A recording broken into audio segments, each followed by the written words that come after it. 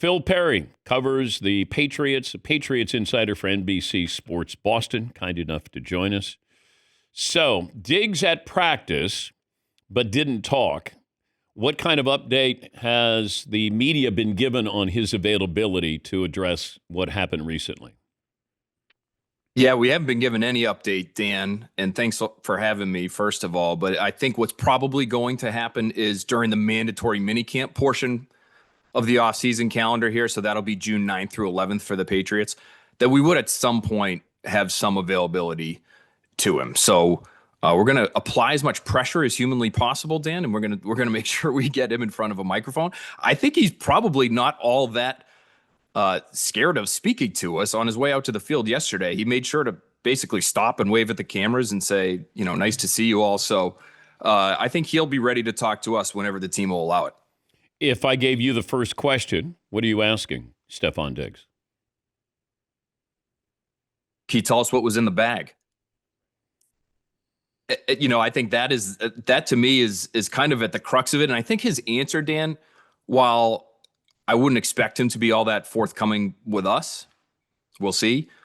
I think how he answers that question to Mike Vrabel could make a serious impact on their relationship moving forward. Mike is obviously a former player. He is not naive to what players might be doing on Memorial Day weekend when they're away from the team during the voluntary portion of the NFL calendar. But I think if you're going to start off on that kind of foot where he can tell if you are being dishonest with him, that you've been dishonest with him, that to me doesn't bode well for that relationship moving forward, as desperately as the Patriots need him. They need this guy. They need him to be on the field. They need him to be their best receiver, which to me is asking a lot for somebody who's coming off of his injury and is on the other side of 30. But that's sort of where they're at in terms of that receiver room and the talent offensively on the team overall. But I think that the answer to that question for Diggs to Vrabel and what was he doing on the boat and what kind of decisions were being made will be really critical for them. Is this a Patriots situation, or does this escalate that this is an NFL situation? I think the difficult part of this, if the NFL was ever going to try to get involved, is how would you prove anything, right? I mean, the video we have is what it is. You can't really tell what's in the bag. He's not actually consuming anything that was in the bag. He's giving it away. He is saying, it sounds like, don't do it all. Go have a good time and then come back and see me.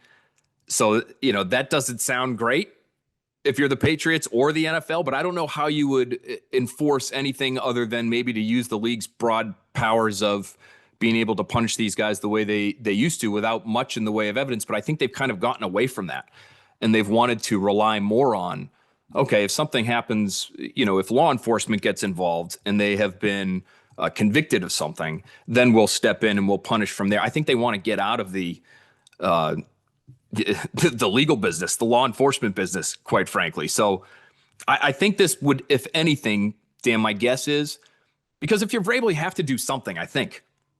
You have to do something. You're trying to establish a culture here.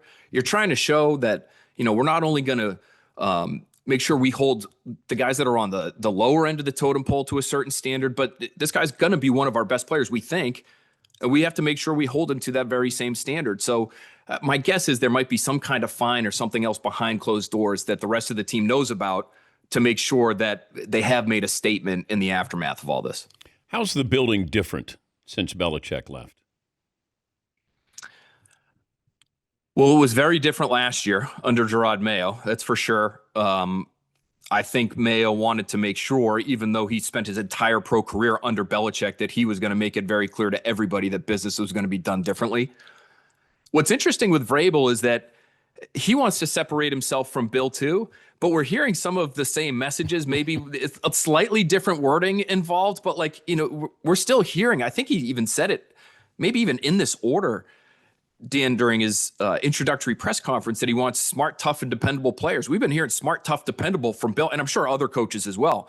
But that was one of Bill's, relied upon cliches in that building for years and years and years.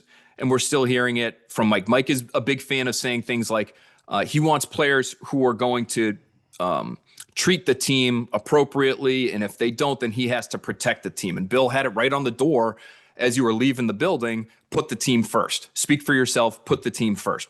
And so there are going to be some Belichickian kinds of vibes with Vrabel, whether he wants to acknowledge it or not. And he I think would bristle at the notion that there would be any similarities between the two of them, but there are. They're old school football guys. They want their team to be run a certain way. Mike, I think, will be much more of a player's coach, and you're already hearing that from some of the players. But just in terms of their overall philosophies, they're pretty similar. As far as reporters, how many are still covering Belichick? How important is that story in New England now that he's in North Carolina? Oh, it's huge. We talk about it almost every day.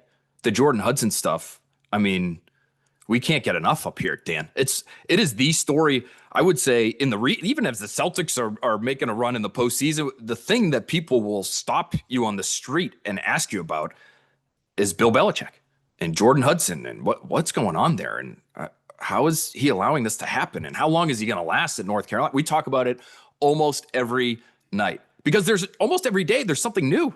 Thank God for our buddy Pablo Torre. I mean, unbelievable the work that he's been doing, and I know there are others who may look at that and say, is that how we should be spending our time? I heard Bill Simmons say something to that effect recently on a podcast, but people are interested. And so, I get it. And we certainly are interested still up here as well. And I think people are just fascinated to see what the football looks like. Of course, they're interested in all the Jordan Hudson stuff. I mean, we had people that were interested in the Miss Maine pageant results a couple of weeks ago, Dan. So people are 100% in on that end of the storyline. But I think people really want to see, how is Bill going to be able to handle college kids?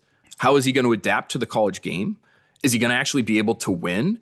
If he doesn't, what do those press conferences look like? Because for those of us that have sat in those rooms, I covered Bill for almost 15 years and sat in the front row for a lot of those press conferences and got a lot of very awkward stare downs and very awkward pauses, and sometimes worse than that, which I'm sure everybody that's listening is familiar with as well. So if you're writing for the Daily Bugle on North Carolina's campus there, whatever that is, the Daily Tar Heel, how do those interactions go with Coach Belichick?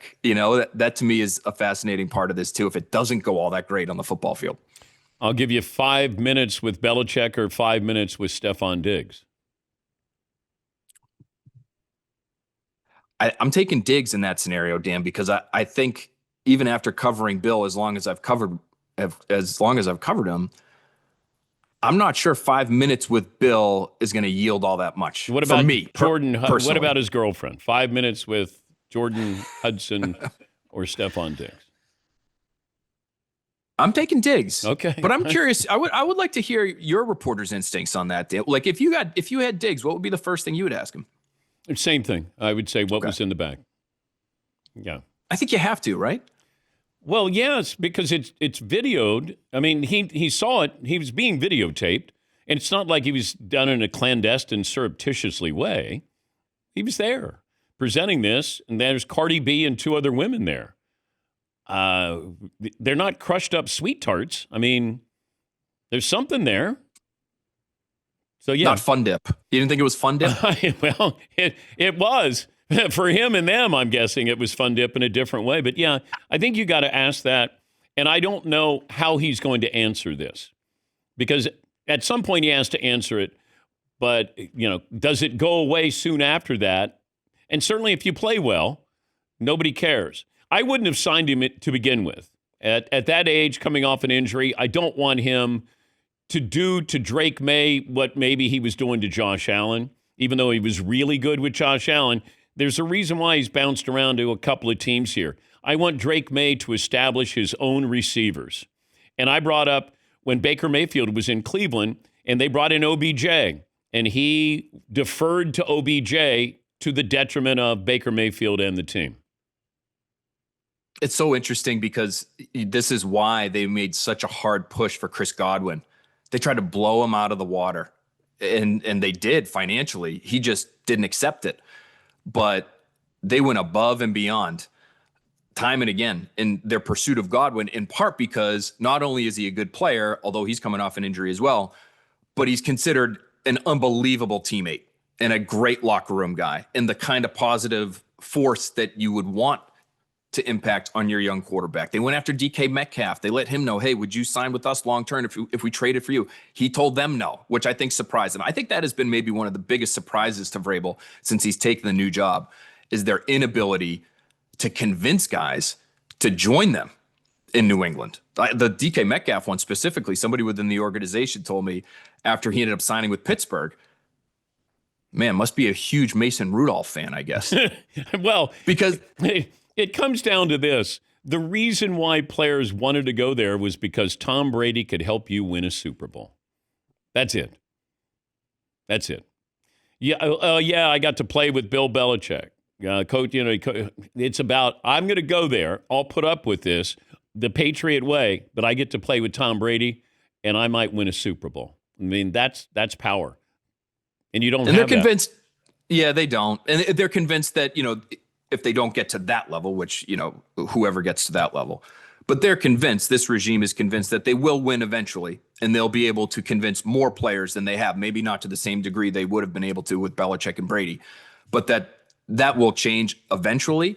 It's just, I think, really hard for them. It might be really hard for them to just get out of the blocks, because as good as a coach as Mike Vrabel is, and I think he's a good coach, and I think Josh McDaniels is a great offensive coordinator, if you don't have the talent, it's really, really hard to win in this league. And they might have a great quarterback. Drake May, I think, is uber talented, and we'll see what he develops into, but they need those pieces around him. That receiver room, if Diggs is going to be their best player, I think that is testament to what they have in that receiver room, which is probably not enough right now.